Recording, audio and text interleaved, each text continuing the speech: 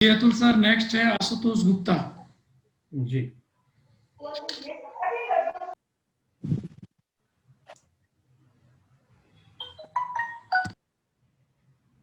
नमस्कार सर। जी नमस्ते आशुतोष जी, मेरी आवाज आ रही है? जी बिल्कुल सर। आशुतोष जी अपना परिचय दीजिए। सर मेरा नाम आशुतोष गुप्ता है। मैं राजस्थान के कोटा जिले से बिलोंग करता हूँ। मैंने 10th class Emmanuel senior secondary school Kota से किया है। 12th मैंने Ramanand senior secondary school Kota से किया है। इसके बाद मैंने BE 2006 में कोटा इंजीनियरिंग कॉलेज से किया है। उसके बाद मेरा कैंपस प्लेसमेंट TCS में हुआ था। फिलहाल मैं BSNL में चंडीगढ़ में कार्यरत हूँ।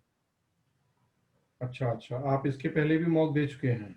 जी बिल्कुल सर, ये मेरा सेकंड मॉक है। सेकेंड मॉक है आपका। आज कुछ आप उदास से लग रहे हैं, आज चेहरे पे एनर्जी लेवल बहुत डाउन है, जोश नहीं है, क्या कारण है? हो सकता है सर, थोड़ा सा जितनी प्रिपरेशन होनी चाहिए शायद उस स्पीड से नहीं हो पा रही है, इस वजह से ऐसा नर्वसनेस है। ड्रेस भी आज आपकी फॉर्मल नहीं है? जी सर। कब इंटरव्यू है आपका? 18 दिसंबर को सर। 18 दिसंबर को इंटरव्यू है। जी सर। अच्छा अच्छा अच्छा, थोड़ा ट्राई के बारे में मुझे बताएंगे कुछ? Sorry sir. Try? Try sir telecom regulatory authority of India है। ये भारत में जो भी दूरसंचार कंपनी है, जिसमें कि दूरसंचार प्रदाता कंपनी है, जो हमारे DTH हैं, इन सब के लिए एक नियामकीय प्राधिकरण है। तो इसमें जैसे दूरसंचार से रिलेटेड, जैसे कि सर्विस को लेकर के जो हम इक्विपमेंट यूज़ करते हैं उसको लेकर के, या विभिन्न जो कंपनियों के मध्यस्थ कोई नियामकीय कोई इश्यूज होता है विभिन्न कंपनियों पे, उनको लेके, या सर्विस क्वालिटी को लेके, इन सब के जो मुद्दे हैं उसको ट्राई के थ्रू सुलझाया जाता है। कब बना इसके था अलावा ट्राई? सर 1997। किस एक्ट के तहत बना था? सर एक्ट मुझे नहीं याद है इस समय। ये एक सांविधिक संस्था एक्ट से बना है, लेकिन किस एक्ट से बना ये याद नहीं है अभी। ट्राई रेगुलेटरी अथॉरिटी है जैसा आपने बताया। जी सर। हमारे कॉन्स्टिट्यूशन में कहाँ प्रावधान है रेगुलेटरी अथॉरिटीज के लिए? Sorry sir. चलिए, एडमिनिस्ट्रेटिव ट्रिब्यूनल्स क्या होते हैं? Administrative tribunal sir high court और कोर्ट्स के जो कार्यभार है उनको कम करने के लिए एक विशिष्ट न्यायिक संस्थाएं होती हैं। तो जैसे कि कैट है, या टेलीकॉम के रेस्पेक्ट में TD सैट है। तो ये एक हाई कोर्ट के लग बराबर इनको शक्तियां प्राप्त हैं, लेकिन इनका एक विशिष्ट क्षेत्र में विशिष्ट कार्य अनुभव होने की होता है। ट्राई नहीं है एडमिनिस्ट्रेटिव ट्रिब्यूनल? नहीं सर, ट्राई नहीं है, इसकी जगह TD सेट है। क्यों, ट्राई भी तो विवादों का निपटारा करता है। सर ट्राई विवादों का सर न्यायिक निपटारा नहीं करता है। जो नियम या पॉलिसीज है उसके अकॉर्डिंग कोई चीज सही हो रही है नहीं हो रही, उसको नियमित करता है, उसको रेगुलेट करता है, इंस्ट्रक्शंस देता है, कोई डिसीजन नहीं देता है। अच्छा, ट्राई कोई डिसीजन नहीं देता है? सर शायद मेरा शब्द गलत हो गया है, लेकिन ये कोई न्यायिक डिसीजन नहीं देता है। न्यायिक डिसीजन? ट्राई सर, ट्राई या कंपनीज के बीच में अगर किसी मुद्दे को लेकर के, किसी पॉलिसी को लेकर किसी कोई भी अगर डिस्प्यूट पैदा होता है तो वो TD सेट में जाता है। उसके लिए TD सेट अलग से गठित किया गया है। एनक्लेट क्या है? Sorry sir. NCLAT? NCLAT? Sir मेरा नाम सुना है, लेकिन अभी याद नहीं आ रहा सर। एनक्लेट अच्छा, आई थिंक ये लॉ से रिलेटेड कुछ संस्था है। National company law appellate tribunal? National company law appellate जी ट्रिब्यूनल, यस सर। जी। सर लेकिन ज़्यादा जानकारी अभी मैं रिकॉल नहीं कर पा रहा हूँ। अच्छा, BSNL तो आती होगी इसके दायरे में, एनक्लेट के दायरे में?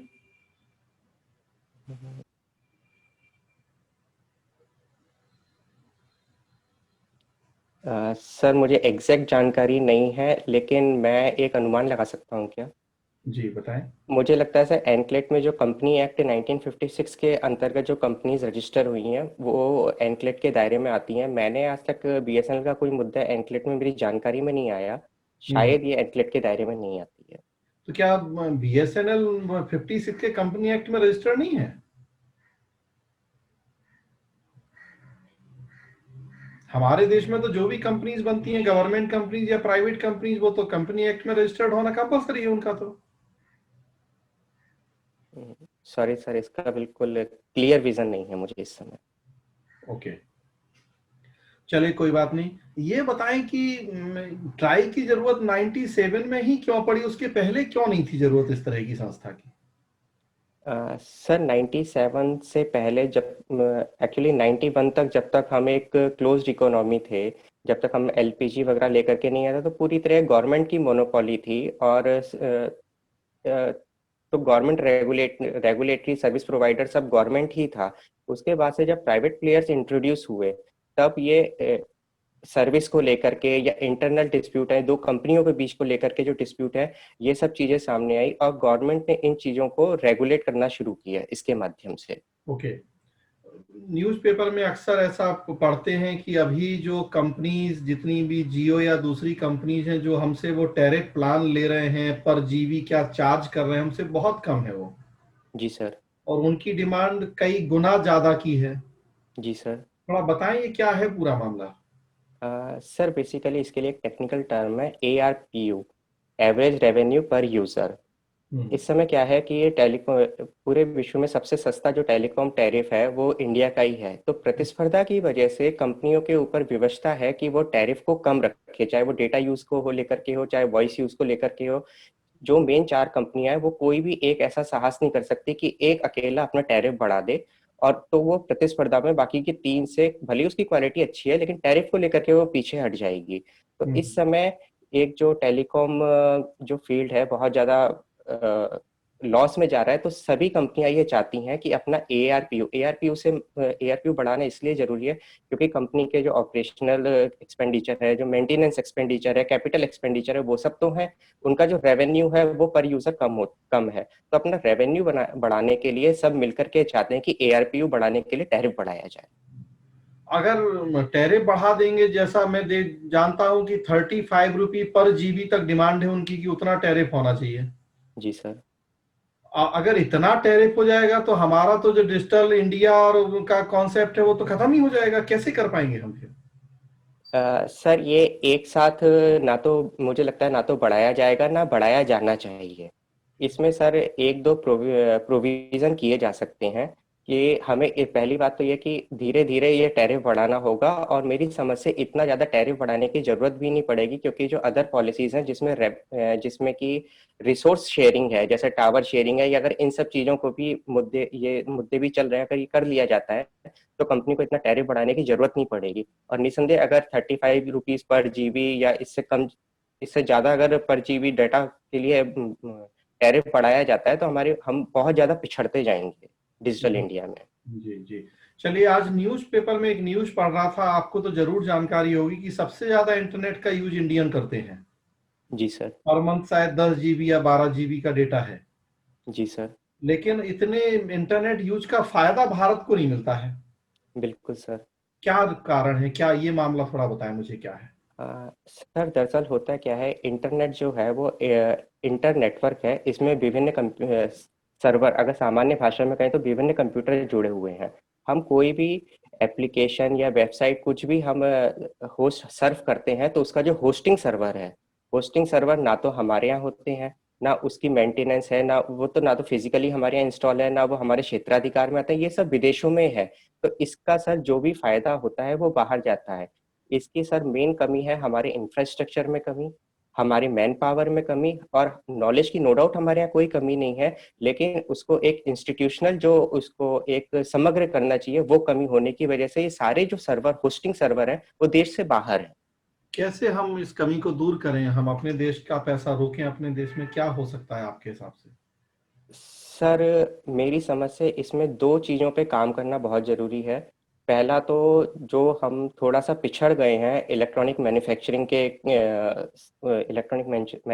फील्ड में, जो हमारे पास सॉफ्टवेयर है, हमारे पास एप्लीकेशन है, पर सबसे बड़ी बात हमारे पास हमारा इंडिजिनस स्वदेशी हार्डवेयर नहीं है।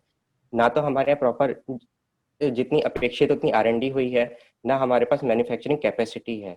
तो सबसे पहले तो हमें मैन्युफैक्चरिंग कैपेसिटी बढ़ाना होगा, जैसे कि अभी हमने जो मोबाइल के फील्ड में किया है, ऐसे ही हमें अदर नेटवर्किंग डिवाइस है, इलेक्ट्रॉनिक डिवाइसेस हैं, इसमें अपनी मैन्युफैक्चरिंग बढ़ानी होगी with reliability to compete the global vendors. सबसे बड़ी सर हार्डवर्क, जो हम हार्डवेयर में पिछड़े हुए हैं, ये सबसे बड़ी कमी है सर हमारी। Okay, very good. चलिए थोड़ा सा हटते हैं यहाँ से। महात्मा गांधी आपने पढ़ा है एथिक्स में। जी सर। महात्मा गांधी कहते थे व्यक्ति जैसा सोचता है वैसा बन जाता है। जी सर। व्यक्ति अपने विचारों का उत्पाद होता है। क्या मतलब है इस बात का, थोड़ा समझाएं मुझे। सर मैंने एग्जैक्टली ऐसा स्टेटमेंट में तो नहीं मतलब उनकी व्याख्या पढ़ी है, लेकिन जो मेरा पर्सनली सोचना है कि गांधी जी ने किस परिप्रेक्ष्य में कहा होगा ये, दरअसल हम जैसा सोचते हैं किसी भी चीज को, हम जैसे एनालाइज करते हैं, हमारी जो मनोस्थिति है, जो हमारा सोचने का नजरिया है, वो वैसा ही हो जाता है। थोड़ा किसी एग्जाम्पल के द्वारा समझाएंगे इस बात को। जी सर। सर क्या 1 मिनट ले सकता हूँ मैं? जी जी बिल्कुल।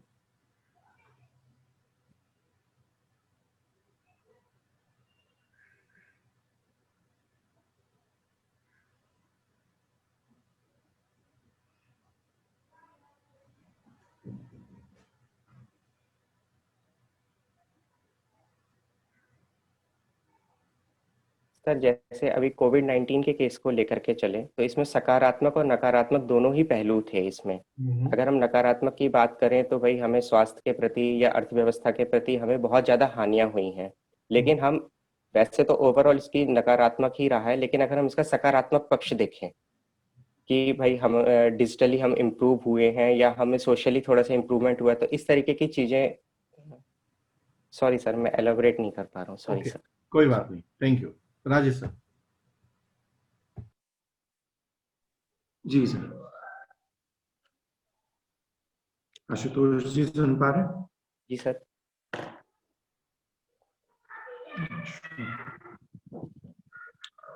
ये बताइए, फकीर चंद कोहली कौन है?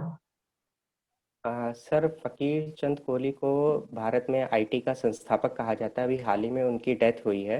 इन्होंने 1962, मैं कंफर्म नहीं हूँ, बट आई थिंक 1962 में इन्होंने टीसीएस कंपनी स्थापित की थी, जो कि भारत की प्रथम सॉफ्टवेयर कंपनी थी। अच्छा,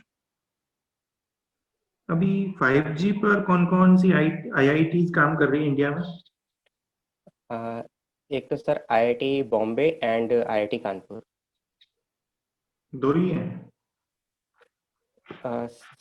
सर मैंने एक आर्टिकल में पढ़ा था, दोनों संयुक्त रूप से एक काम को डिवाइड करके इंफ्रास्ट्रक्चर और जो टेक्नोलॉजी है उसको डेवलप कर रही है। एक तो इसका सॉफ्टवेयर पार्ट को इम्प्लीमेंट कर रहा है और एक इसके हार्डवेयर वर्क पे काम कर रहा है। आईआईटी जो मद्रास है उसका जी कोई सर। रोल नहीं?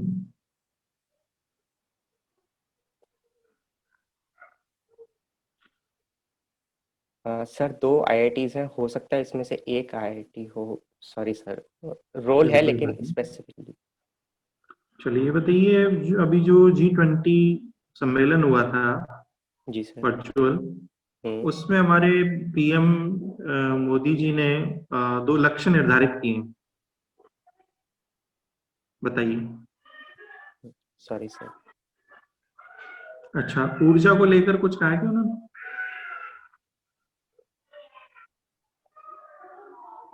एनर्जी सेक्टर को लेकर? सर सौर ऊर्जा के बारे में उन्होंने कहा है कि हम 2022 से पहले का जो हमारा सौर ऊर्जा का लक्ष्य है वो उससे पहले ही हासिल कर लेंगे।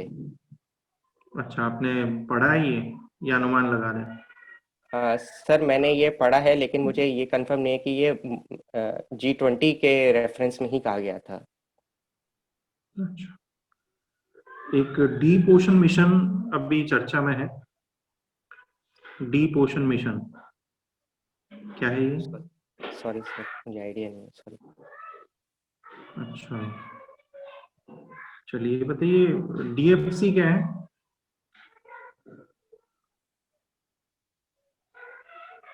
Dedicated freight corridor.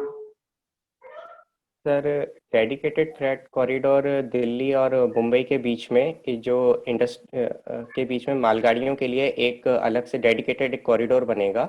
तो इसमें मैक्सिमम पार्ट राजस्थान से होकर के गुजरेगा।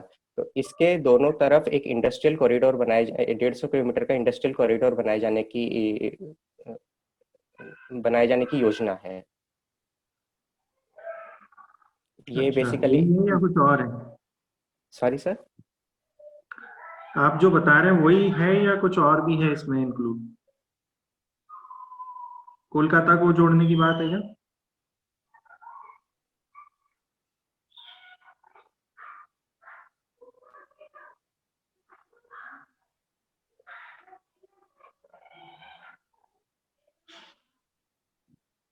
सॉरी ठीक है, कोई बात नहीं। ये बताइए, जेट्रो क्या है? Sir, JETRO. जी।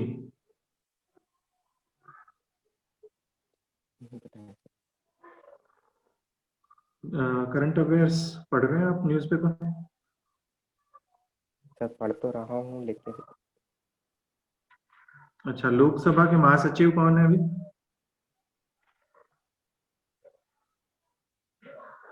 सर अभी न्यूली अपॉइंट हुए हैं, लेकिन नाम मुझे याद नहीं है। ये रिटायर्ड आईएएस हैं। चलिए, कोई बात नहीं। करिया मुंडा जी कौन है?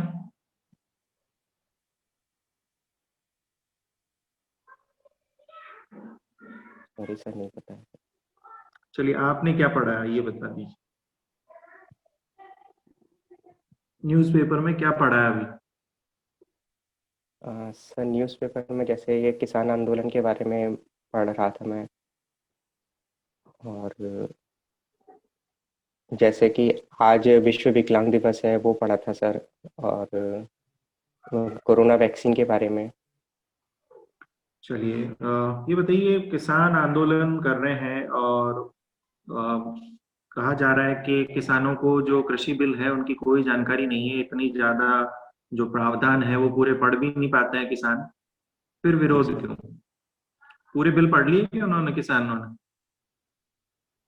सर, प्रथम दृष्टया तो ये निकल के आया है कि सरकार जो कृषि बिल लाई है वो पूरा एग्जिस्टिंग जो भी प्रोविजंस है उनको खत्म नहीं कर रही, एक वैकल्पिक व्यवस्था लेकर के आई है।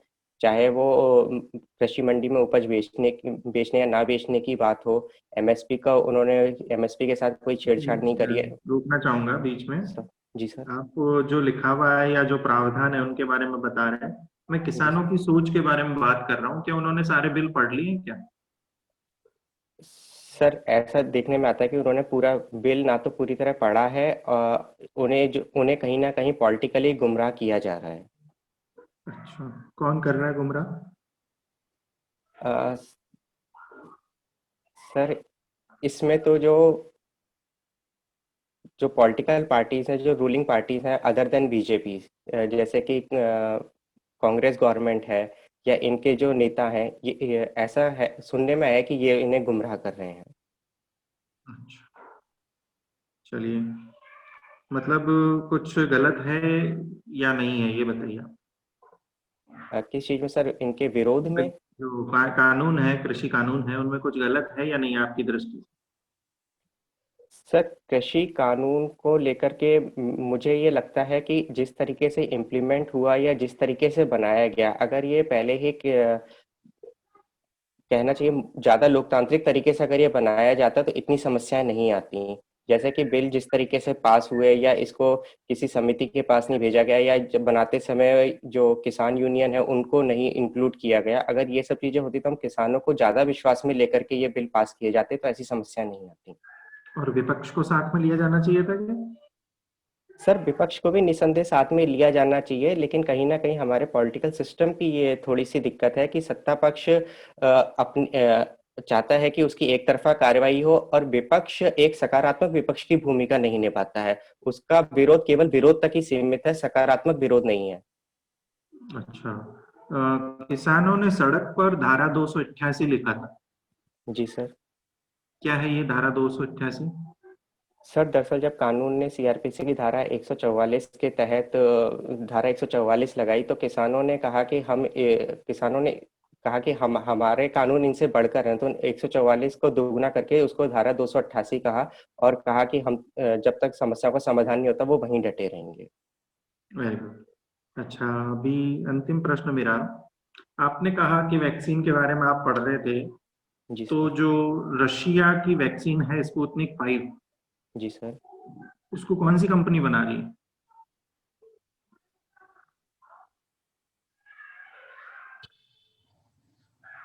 Sorry sir. ठीक है, थैंक यू। जी सर। जी जी सर। जी आशुतोष जी, जी सर। आप कहाँ हो अभी? कोटा आ गए क्या? नहीं सर, मैं चंडीगढ़ में ही हूँ सर। ओके, क्या डेट है आपके? 18 दिसंबर। अच्छा। अच्छा, ये बताएं कि अभी संयुक्त राष्ट्र मानवाधिकार परिषद में भारत के 2 पड़ोसी देशों को चुना गया है।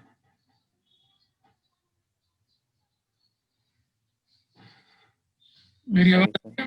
जी जी आ जानकारी रही है में? सर, जानकारी अच्छा। मिली सर। अच्छा, बता सकते हैं संयुक्त राष्ट्र मानवाधिकार परिषद क्या है?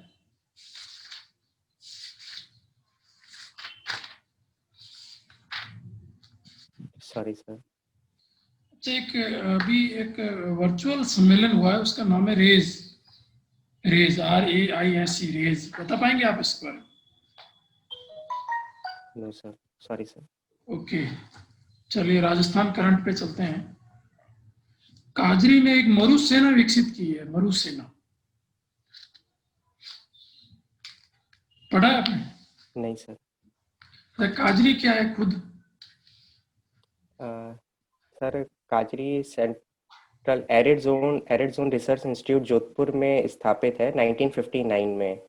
ये बेसिकली जो आर्द्र और शुष्क भूमि से संबंधित मरुस्थलीय, अर्ध मरुस्थलीय, वनस्पति, वन्यजीव, इन सब के ऊपर रिसर्च करती है। ओके, क्या होता है आर्द्र और शुष्क भूमि, क्या होती है?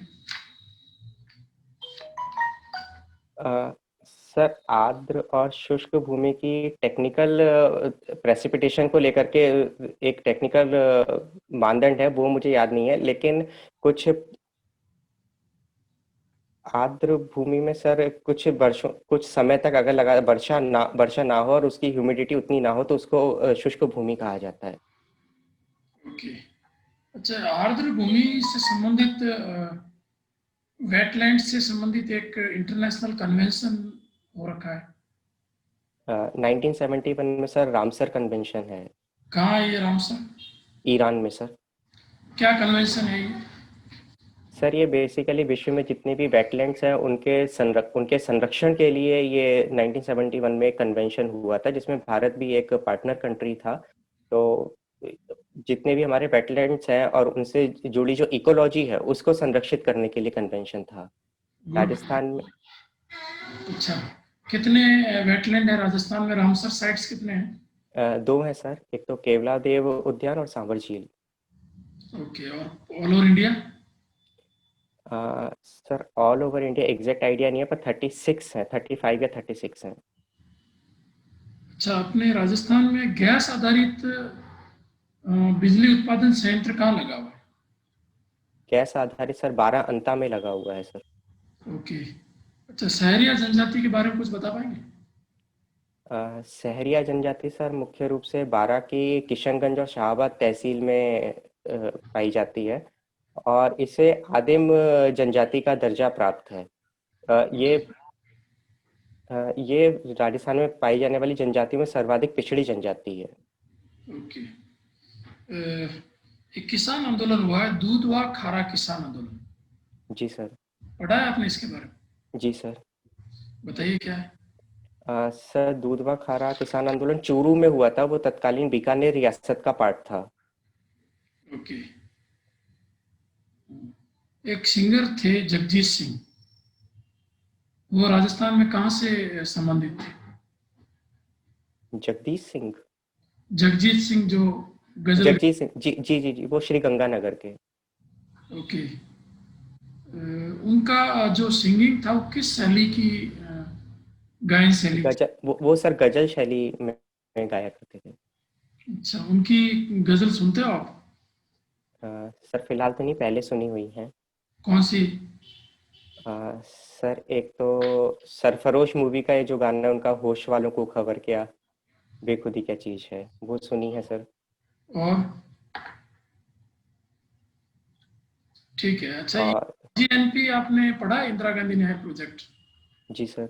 बताइए इसके बारे में। सर इंदिरा गांधी नहर प्रोजेक्ट राजस्थान पंजाब हरियाणा के बीच में जो सतलुज और ब्यास नदियों का जो पानी के बंटवारा को लेकर के राजस्थान में एक नहर निकाली गई आई है, जो कि हरिके बैराज से शुरू होती है और राजस्थान में हनुमानगढ़ में प्रवेश करती है, और ये जैसलमेर तक एक्सटेंडेड है।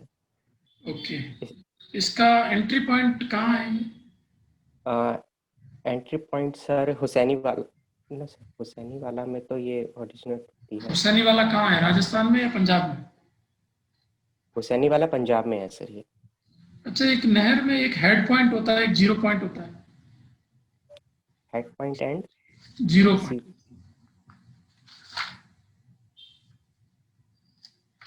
सर हेड पॉइंट तो जहाँ से नहर प्रवेश करती है वो हेड पॉइंट, और जीरो पॉइंट उसका ट्रेलिंग पॉइंट है। उसका ट्रेलिंग अंतिम shore. Okay okay, tailing point, okay okay, trailing point. Right right. अच्छा, एक गांव है पिपलांतरी, काफी चर्चा में रहा है पिपलांतरी गांव। जी सर। पर्यावरण से संबंधित है, एक हिंट भी दे रहा हूँ मैं आपको। सर मैंने पढ़ा है अभी हाल फिलहाल में, पर रिकॉल नहीं कर पा रहा हूँ सर। ओके। अच्छा, थर्मोपल्ली क्या है, थर्मोपल्ली? थर्मोपल्ली सर, राजस्थान का थर्मोपल्ली तो हल्दी हल्दी घाटी को कहा जाता है। हम्म। और बेसिकली जो थर्मोपल्ली है वो यूनान में एक जगह है। वहाँ पर जब एथेंस पर फारस के राजा ने आक्रमण किया था, तब वहाँ पर एक तंग दर्रे में 300 जो वहाँ के यूनान के जो 300 वीर थे, मात्र 300 की सेना ने उनका सामना किया था और विजयी हुए थे एंड में। इसके ऊपर एक मूवी बनी है 300 BC। Okay okay. अच्छा, एक महिला प्रसिद्ध हुई है, उनका नाम है उषा चौमर। बता पाएंगे आप उषा चौमर नो क्यों सर। चर्चा में रही है? Sorry sir. ओके। अच्छा, ये सेज और सीज, दो वर्ड, जी। ये क्या है? हम्म। सर सेज तो स्पेशल इकोनॉमिक जोन है, जो मुख्यतः निर्यात को बढ़ावा देने के लिए औद्योगिक क्षेत्र बनाए जाते हैं, वो तो सेज हैं।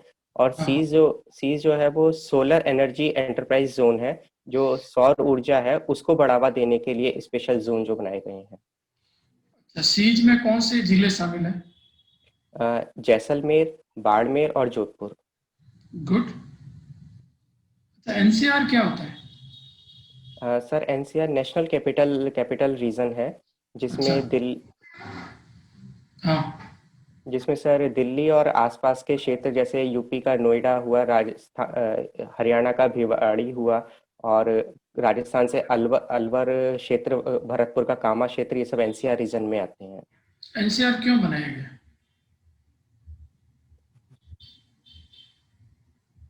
सॉरी सर, इसका एग्जैक्ट आइडिया नहीं है। ओके। अच्छा, इसके लिए एक्ट भी लाया गया था, एक संशोधन करके। सर इसका आइडिया नहीं है मुझे। Okay okay. अच्छा, दिल्ली भारत की राजधानी कब बनी थी? 1912 में सर। अच्छा।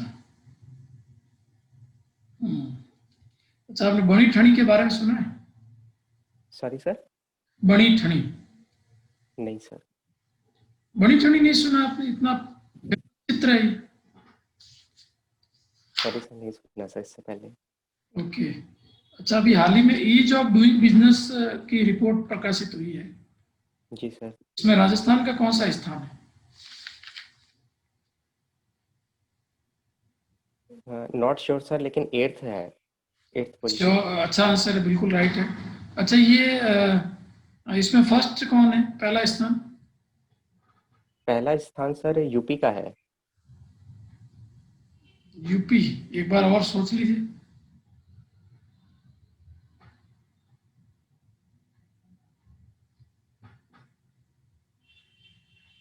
सर यूपी ने जंप किया है, लेकिन महाराष्ट्र या गुजरात में से कोई फर्स्ट है सर, कंफर्म नहीं है sir. Okay okay.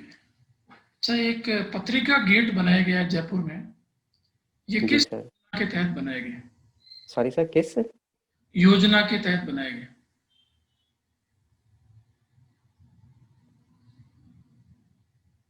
Sorry sir, idea नहीं है सर। इसमें 8 गेट हैं बेसिकली, लेकिन ज़्यादा जानकारी याद नहीं आ रही सर। Okay okay okay. अच्छा, वर्तमान में पर्यटन विभाग किसके पास है? पर्यटन विभाग किसके पास? अच्छा, मंत्री। राजस्थान में। हाँ, क्या बताया आपने? नहीं सर, सॉरी सर, याद नहीं है मुझे। नहीं, आंसर सही बता रहे थे मुझे लगता है। क्या बताया था? नहीं सर, याद नहीं है सर, सॉरी सर। अच्छा, याद नहीं है। ओके। अच्छा, ये एक मथुरा दास माथुर अवार्ड दिया गया है अभी, ये किस क्रिकेटर को दिया गया? No sir, no idea. Okay okay okay. अच्छा, जो वन नेशन वन इलेक्शन, जी सर। इसकी घोषणा अभी हुई है, इसके लिए भाषण में बोला गया है, किसने कहा था ये? सर हाल फिलहाल में तो ये प्रधानमंत्री जी ने वन नेशन वन इलेक्शन के लिए कहा है, लेकिन इससे पहले भी विधि आयोग ने या कलाम साहब ने, इन्होंने भी वन नेशन वन इलेक्शन के लिए कहा था कि ये देश हित में है और इसे जल्द से जल्द लागू किया जाना चाहिए। आपको क्या लगता है, ऐसा होना चाहिए? जी सर। क्यों? सर बेसिकली हमारी जो लोकतांत्रिक व्यवस्था है, इसमें हमारे यहाँ हर 6 महीने पे या साल में कहीं ना कहीं इलेक्शन चलते रहते हैं, चाहे वो लोकसभा के हों, चाहे वो विधानसभा, इतने 28 स्टेट के विधानसभा के इलेक्शन हो, उपचुनाव हो, तो ये समय समय पे इलेक्शन होते ही रहते हैं। तो इसकी वजह से जो आचार संहिता है, जो मैन पावर है, जो पैसा है, समय है, इन सब की बहुत बहुत ज़्यादा ऐसा कहना चाहिए व्यर्थ होता है। अगर ये एक ही साथ करा दिए जाए तो इन सबको हम समग्र रूप से अपने रिसोर्सेज बचा सकते हैं, और जो आचार संहिता की वजह से जो डेवलपमेंट की जो भी घोषणाएं हैं, वो काम भी पूरे हो सकते हैं। इतने बड़े देश में जहाँ कई सरकारें बीच में समर्थन खो देती है, जी वहाँ सर। कैसे ये सब संभव हो पाएगा? सर बेसिकली लोकतंत्र के अगर दो हम रूप माने, उत्तरदायित्व और स्थायित्व के रूप में, तो भारत में जो मॉडल है वो उत्तरदायित्व के रूप में है। सरकारों का बीच में गिरना या सरकार अलग अलग समय पे इलेक्शन होना, अभी एक भी कोई भी सिंक्रोनाइज नहीं है कि इसी समय सबके इलेक्शन होने हैं। तो इसके लिए बेसिकली हमें बहुत सारे अमेंडमेंट करने पड़ेंगे, जिसमें कि लोकसभा विधानसभा के कार्यकाल, उपचुनाव कितने समय में कराए जाएं, नहीं कराए जाएं, तो इन सबको लेके अमेंडमेंट करने पड़ेंगे। और उससे ज़्यादा जरूरी है कि एक सभी राजनीतिक दल मिलकर के कॉमन अंडरस्टैंडिंग बनाए। तो इसके लिए एक मॉडल ये भी लिया जा सकता है कि एक साथ इलेक्शन ना करा करके दो दो चरणों में कराया जाए। कुछ स्टेट्स के लोकसभा के साथ करा दिए जाए और कुछ स्टेट्स के 2 साल या 2.5 साल बाद अलग से करा दिए जाए। तो 2 चरणों में भी ये पॉसिबल है। चुनाव आयोग कह चुका है कि वो इसके लिए पूरी तरह तैयार है। तो मेरा अंतिम प्रश्न है कि किस नदी में शिपिंग मंत्रालय क्रूज चलाने की योजना बना रहा है? राजस्थान में सर।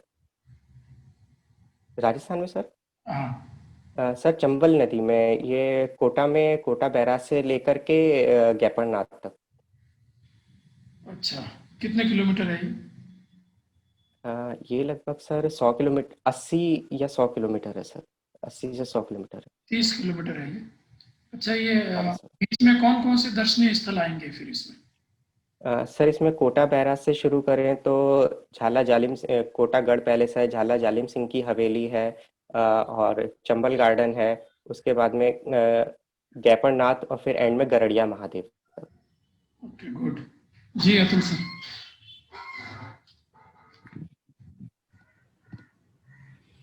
जी आशुतोष जी, वो फीडबैक तो मैंने शुरू में ही दे दिया था आपका चेहरा देख के कि आज एनर्जी लेवल बहुत डाउन है, और अब पहले ही हार मान जाएंगे तो कैसे होगा। नहीं सर, मैं गियर अप कर रहा हूँ सर इस चीज को। हाँ, तो भाई सेनापति, अगर सेनापति युद्ध के शुरुआत में ही हार मान जाएगा तो फिर तो सेना का हारना तय है। नहीं तो सर, मैं प्रयास बढ़ाऊंगा सर अपने। हाँ, तो आप तो बिल्कुल इसी इसी जोश के साथ आइए कि कुछ भी हो जाएगा, हमें तो एक सीट चाहिए चाहिए है। आप तो पहले ही ऐसा लग रहा है कि एकदम बैगर वाली स्थिति में हाथ जोड़ के खड़े हैं, दे दीजिए तो अच्छी बात, नहीं तो कोई नहीं। तो आपको सबसे ज्यादा जरूरत तो इसी लेवल पे काम करने की आज के मॉक के बाद, जबकि पिछले मॉक में तो ऐसा नहीं था। आज पता नहीं क्यों, जबकि और अच्छा होना चाहिए था आपकी बॉडी लैंग्वेज, लेकिन इस पे काम कीजिए। ऑलरेडी इतने अच्छे पोस्ट पे आप हैं, सोचिए आपको खोने के लिए क्या है, बस पानी पाना है आपको। जी सर। तो और इसी बॉडी लैंग्वेज पे काम कीजिए। नॉलेज लेवल ठीक है, और जो 15-10-12 दिन का समय है तो अपना नॉलेज लेवल और जितना बढ़ा सकते हैं बढ़ाइए। अब छुट्टी नहीं ली है तो छुट्टी ले लीजिए, जी सर। कीजिए इसको बॉडी लैंग्वेज। लेकिन आज आपकी सबसे ज्यादा मतलब डिसअपॉइंटिंग है जी।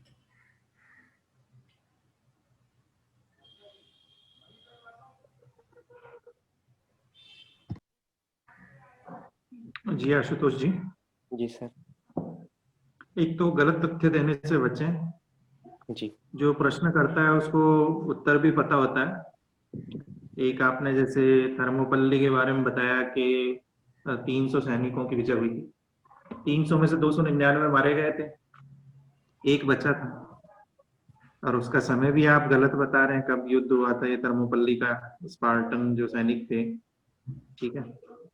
तो ये तथ्य गलत देने से बचें। और एक आपके करंट अफेयर्स ठीक से तैयार नहीं लग रहे हैं आज, जितने भी प्रश्न थे सारे करंट अफेयर से ही थे।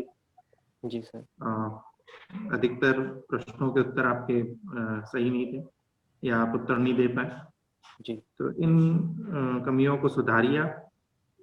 एनर्जी लेवल का सर बता ही चुके हैं, ठीक है। जी सर। तो सुधार करिए इनमें। जी सर। ठीक है, थैंक यू। जी आशुतोष जी, जी सर।